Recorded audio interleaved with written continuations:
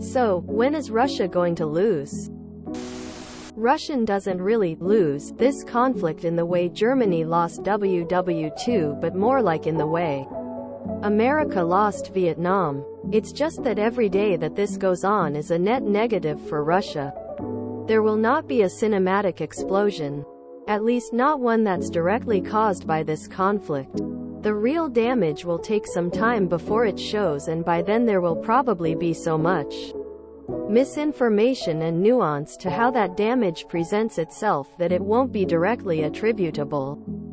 People who are envisioning a spectacular Russian fall aren't being honest with themselves about the dynamic of this conflict. World War I lasted over 4 years, and World War II over 6. There really isn't a way for Ukraine to win militarily unless NATO steps in and actually fights back Russia. So this war has become a war of who will give up first, not a war of who will capture the most objectives. So the question is, who is going to give in first? Russia, who is tired of throwing money and lives away, or the nations supplying Ukraine getting sick of sending them billions? Really, at this point it's anyone's guess.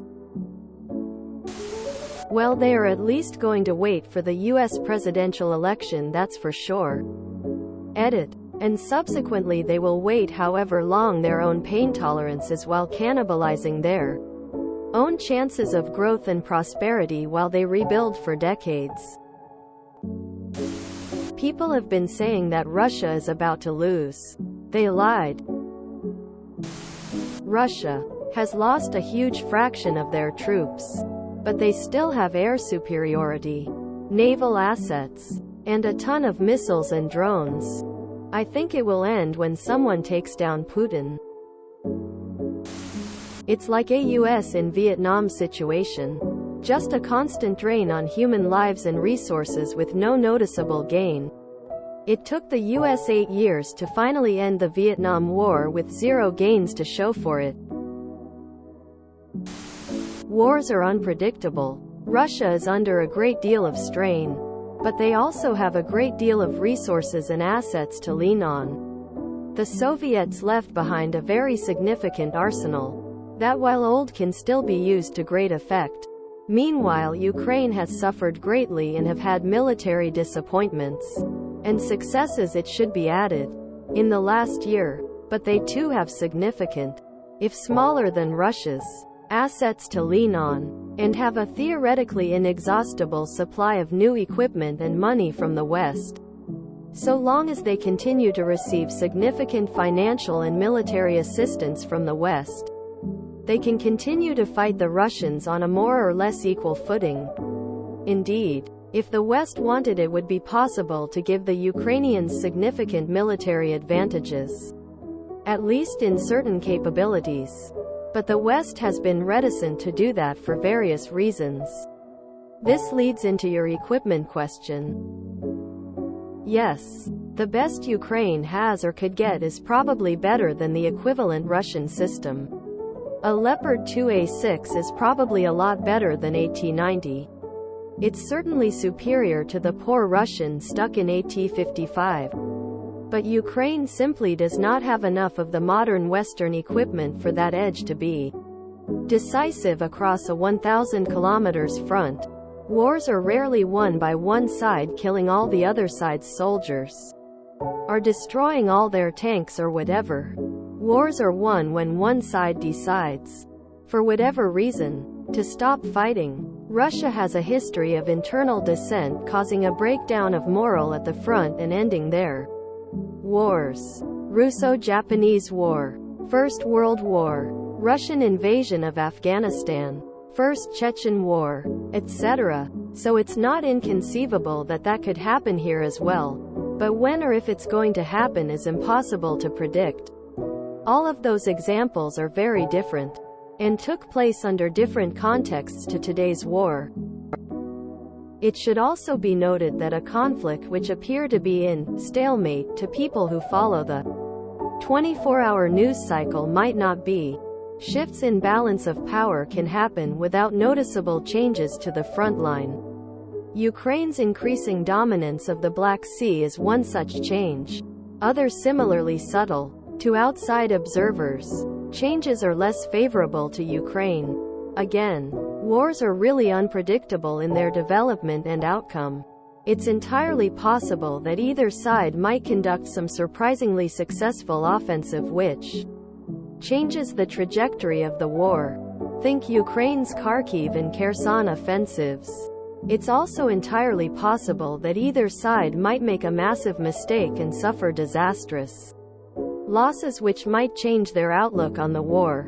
Russia's failure to take Kyiv, for instance. So in essence, the war could end next week. It could end next year.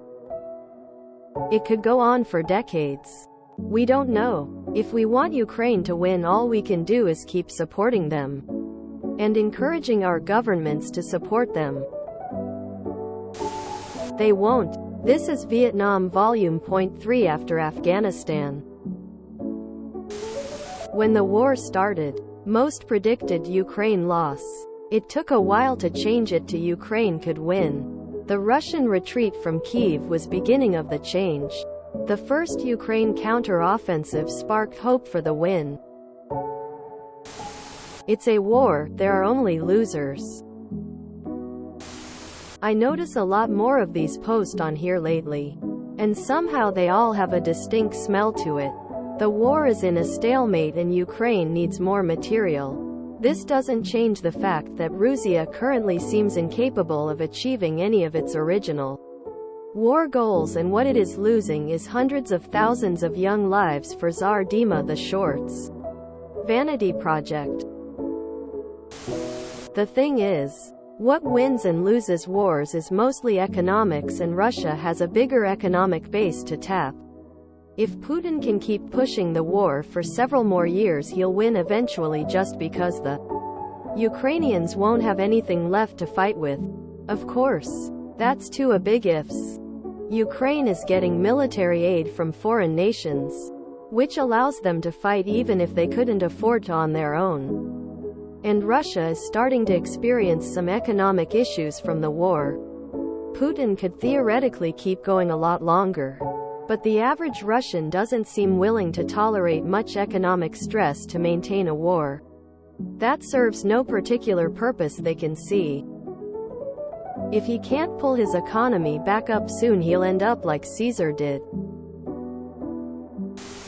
Look at how long Russia was committed to the invasion of Afghanistan. That should give you a pretty good measure of how long this conflict could potentially take. Russia is not running out of money.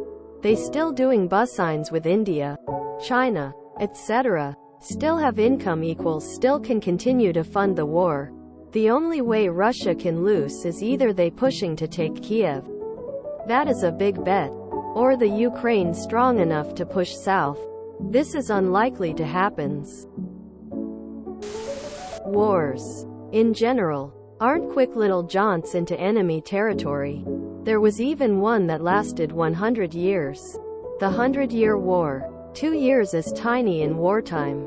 Not for the people fighting it. For them, 2 years can feel like a lifetime and or a flash in the pan, depending on their mental, emotional state. The things that would cause a normal person to cease a conflict are not what's being considered by Russia. They're willing to make themselves worse off in every way, as long as they don't take the metaphorical L on paper. History is written by the victors, and victors never tell the truth about how they won or what it cost them. Who's saying this? I haven't seen anyone say Russia is about to lose. More like Ukraine will definitely lose without aid.